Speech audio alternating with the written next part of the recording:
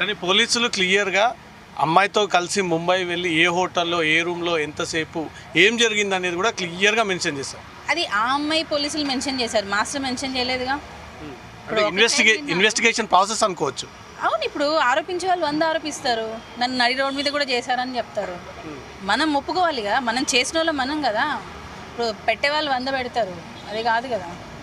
Master తప్పు చేశారా లేదా అనేది కోర్టు డిసైడ్ చేస్తుంది. పక్క ఫైనల్ డెసిషన్ అనేది ఒకటి ఉంటుంది కదండి, న్యాయం అనేది, అదే బయటకు వస్తుంది. ఈరోజు ఏదో పెట్టాము అని లోపల పెట్టి ఏమైనా సంతోషపడుతుండొచ్చు, కానీ లేటర్ అయినా నిజం తెలుస్తుంది కదా. చాలామంది సినీ పెద్దల పేర్లు బయటకు వస్తూ ఉన్నాయి మేడం. జానీ మాస్టర్ మీద కేసు పెట్టడానికి అమ్మాయిని అడ్డు పెట్టుకొని ఈ రకంగా చేశారు. ఎవరు ఉండవచ్చు అంటే మీరు అంత కక్ష ఎవరికి, ఏ కుటుంబానికి? ఏమండి, మాస్టర్తో ఎవరికి ఏం కక్ష సాధింపులు ఉంటాయండి, నాకు అర్థం కాదు. ఎవరికి ఉండొచ్చు? ఇప్పుడు మాస్టర్ ఒక పార్టీ తరఫున పనిచేస్తున్నారు,